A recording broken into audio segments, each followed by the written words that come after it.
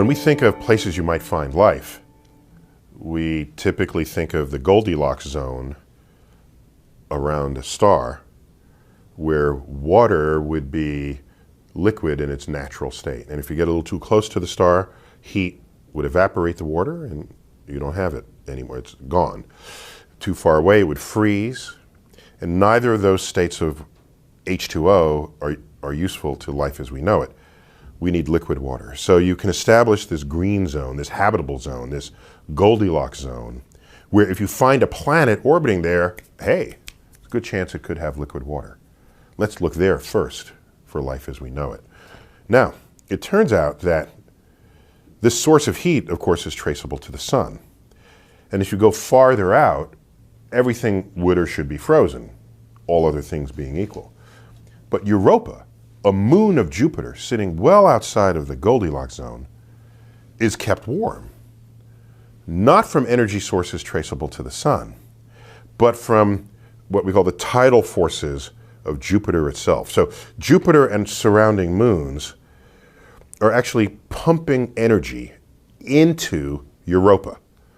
And how does it do that? As Europa orbits Jupiter, its shape changes. It's not fundamentally different from tides rising and falling on Earth. The shape of the water system of the Earth is responding to tidal forces of the moon. And when you do that to a solid object, the solid object is stressing. And because of this, a consequence of this is that you are pumping energy into the object. It is no different from when you say, anyone who's familiar with racket sports, indoor racket sports, could be a racquetball or squash. You say, let's warm up the ball before we start playing. You want to hit it around a few times. You are literally warming up the ball. It's not just simply, let's get loose. You are literally warming up the ball. How? You are distorting it every time you smack it, and then the resilience of the ball pops it back into shape. And every time you do that, every smack, you're pumping energy into the ball.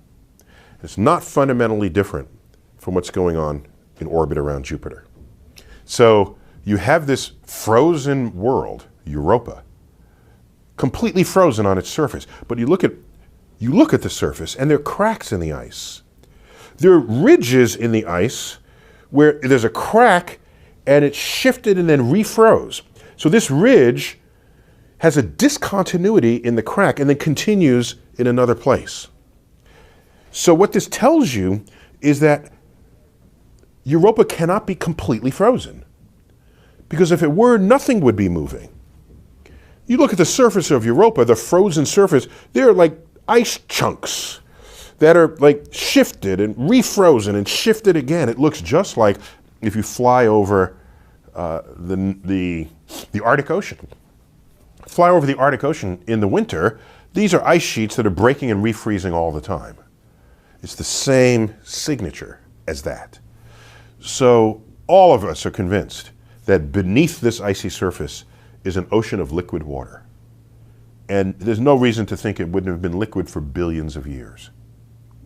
On Earth, where we find liquid water, we find life. So what this means is, not only do we have a source of heat outside of the Goldilocks zone, we have conditions under which life could be thriving. And knowing that this is possible has completely broadened the net that we are casting in search for life in the universe. No longer is it that let's find a 72-degree tidal pond and see life forming there. No, life is pretty hardy. And by the way, Europa is not the only one of these moons in the outer solar system that's kept warm by these sort of tidal stress forces. There are other moons that feel the same influx of energy. So for example, Io, that's the innermost moon of Jupiter, that suffers from this phenomenon even more. And that moon is so hot, there are volcanoes erupting from within. It is rendered molten, whatever solid parts of that moon there are. And so, in fact, the most volcanically active place in the solar system is Io, one of the moons of Jupiter. And We don't know how to sustain life under temperatures that hot. So, but it's a reminder that if you're looking for sources of energy, we no longer need to be anchored to a host star in our search for life in the universe.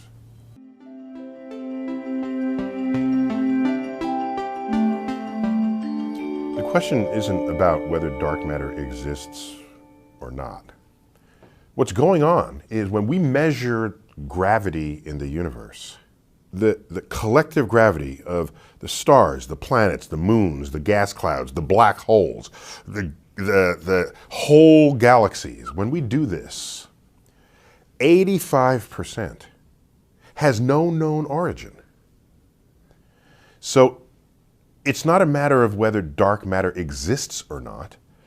It's a measurement. Period.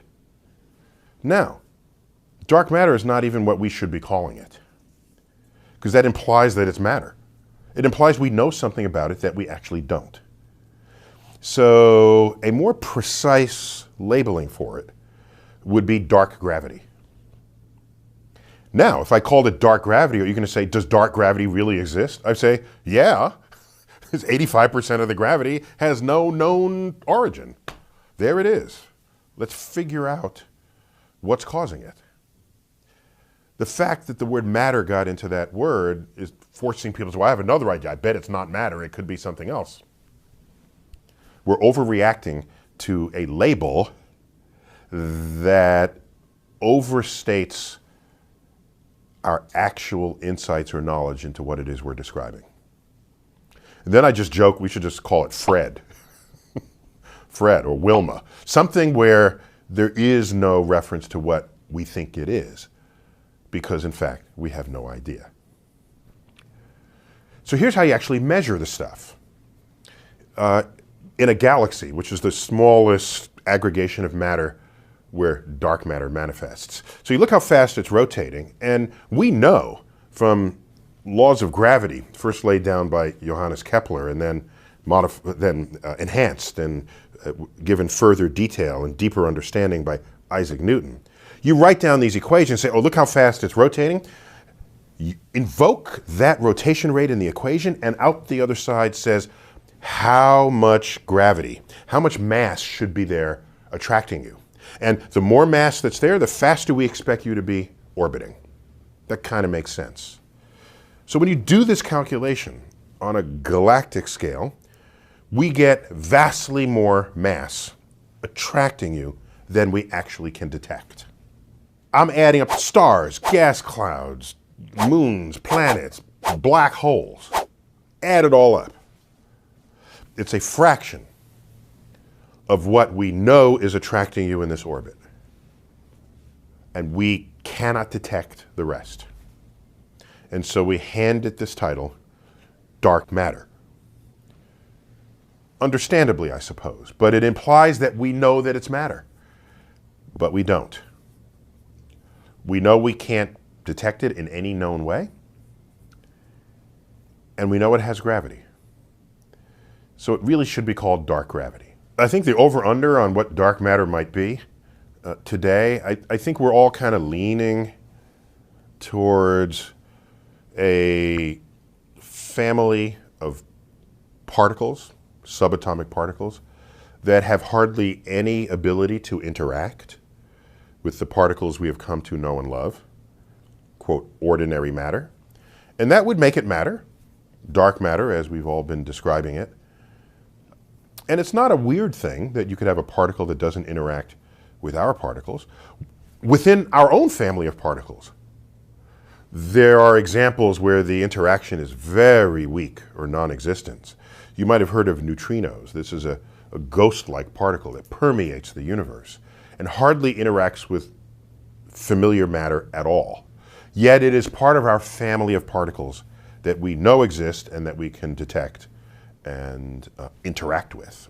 So if we can have an elusive particle that's part of our own familiar family of particles, it's not much of a stretch to think of a whole other category of particles where none of them give a rat's ass about the rest of us, and they just pass right through us as though we're not even there.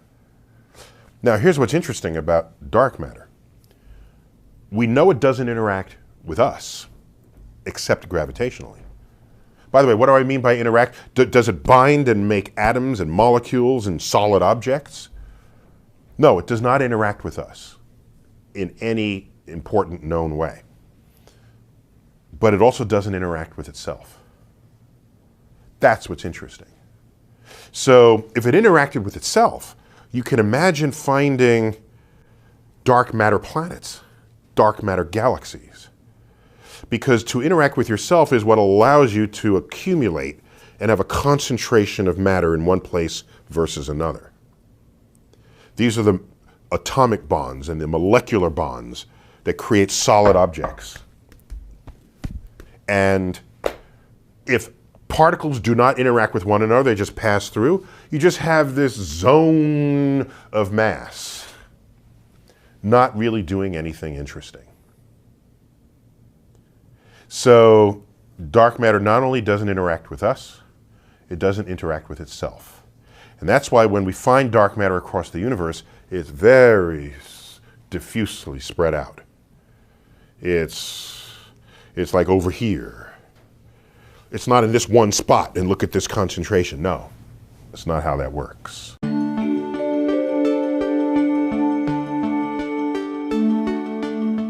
Just as a quick example, I was channel surfing, came across a football game that had just ended in a tie. They went into overtime. I had 15 minutes to kill before my movie came on. I said, I'll sit there and watch this overtime period. And I'm watching it, and there's the requisite exchange of possession before you go into sudden death overtime. So they get it to within 50 yards of the goalpost, and so they decide to kick a field goal for the win. And so I'm watching this. It's exciting, right? So then the ball gets hiked, the kick, the ball tumbles, and it heads towards the left upright, careens off the left post, and in for the win. And I said, wait a minute. Ooh. We have a round ball on a cylindrical thing. So fractions of an inch matter which way this will bounce off of a post. So I said, let me check this out. So I checked the orientation of the stadium, the latitude of the city, and I did a calculation, and then I tweeted. And I said, the winning field goal by the Cincinnati Bengals in overtime was likely enabled by 1/3 of an inch drift to the right, enabled by Earth's rotation. And people say, oh my God, it's blown my mind. Oh, and the local news got it, everybody got it. Of course you want to know that the rotation of the Earth helped that field goal kick. Because a kick going due north or due south will be deflected to the right in the northern hemisphere. And that's exactly what happened to that kick. And I use that as an excuse to send out a second tweet saying, by the way, we call this the Coriolis force, and that's what creates the circulation of all storms, hurricanes, tornadoes, what do they call them in the Pacific? Cyclones. Get smarter faster with new videos every week from the world's biggest thinkers.